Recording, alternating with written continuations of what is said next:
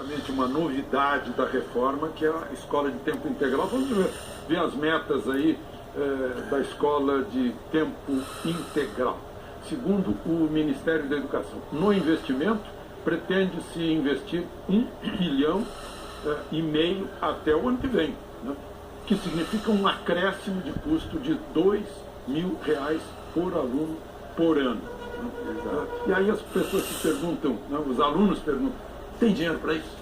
Tem, para isso daqui foi uma reorganização. O Ministério da Educação economizou aqui, puxou dali, o ministro Mendonça, muito habilidoso nesse sentido, conseguiu pegar recursos trazendo para a educação básica e trazer um foco para crescer para as escolas e para as regiões que mais precisam.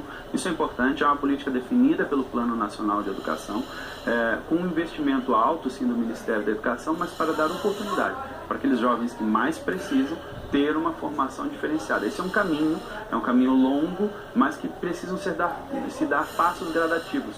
E esse, certamente, é da educação em tempo integral, pelos resultados que a gente vê, Alexandre. Quando a gente compara qualquer resultado de escola de tempo integral com outras, certamente esse tem tido uma demonstração de qualidade gigantesca. Professor Moura. Eu queria só complementar. Hoje a gente faz uma confusão muito grande entre tempo integral e educação integral.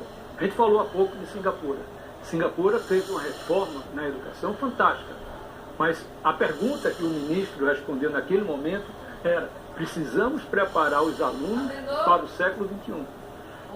Peraí, estou ocupado. Singapura, eu gostaria de lembrar também da Coreia, cujo objetivo era formar cientistas.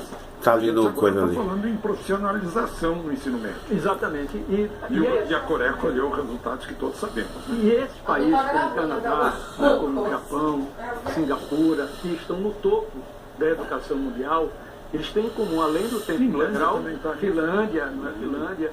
Então, além do tempo integral, pelo menos 7 horas na escola, mas não é mais tempo, mas é um currículo que dialoga com as necessidades formais. Os jovens para o século XXI. Trazer as novas habilidades tão importantes para que esse jovem seja bem formado, se prepare não só do ponto de vista profissional, mas pessoal e socialmente. Por exemplo, as novas habilidades que eu me refiro, como criatividade, pensamento crítico, colaboração. Recentemente, conversando com a presidente da BRH, ela me disse uma coisa muito interessante. Hoje, a gente contrata uma pessoa pelo cognitivo e demite pelo socioemocional.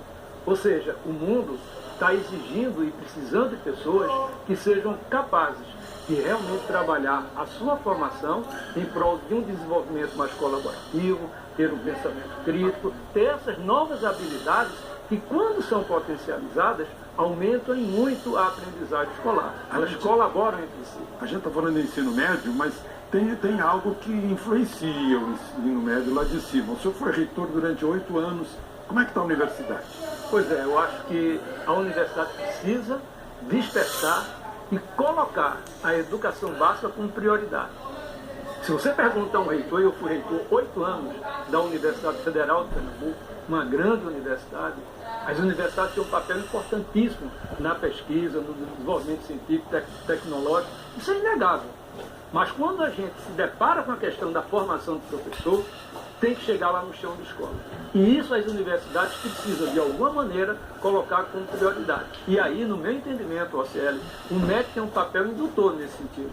Eu acho de tentar potencializar as universidades no sentido de que realmente dialoguem, né, com a educação básica, criem um pacto realmente para a formação dos professores, porque até as universidades privadas, que hoje formam 80% dos professores que estão dando aula, elas estão fechando seus cursos de licenciatura porque não tem alunos. Então a gente tem que criar o processo da valorização do professor no Brasil, isso é fundamental, passa por um plano de carreira. Hoje o professor no Brasil, a diferença salarial é de 11% no início da carreira. Mas no meio da carreira, essa gap em relação às outras profissões cresce para 43%. Então a gente tem que fazer um movimento coletivo. De inferioridade em relação aos outros. A média das outras profissões. Então é preciso trazer as universidades, criar um processo de valorização que passa pelo plano de carreira, é mais estratégico na minha visão do que o próprio salário em si, e realmente ter uma política indutora que mude essa questão. Você quer dizer alguma coisa sobre isso? Duas coisas, na verdade. Uma é importante, ele trouxe um exemplo da universidade pública. A universidade pública tem que ter esse papel, até pela pela liderança que deve e exerce nesse setor, mas é importante salientar que 80% dos professores da educação básica no Brasil são oriundos das universidades privadas. Então esse trabalho ele precisa ser feito com a pública e com a universidade privada. Nós precisamos da universidade privada porque ela chega muitas vezes em lugares onde a pública não chega. Agora ela precisa se trazer essa qualidade que é fundamental. A gente pediu perguntas na rede social, desculpa interromper, porque o nosso tempo está terminando. Pediu perguntas e houve uma pergunta que tem ligação com esse nosso assunto. Será que os vestibulares vão mudar? O Enem vai mudar para ingresso nas federais? Bom, primeiro, o Ministério da Educação não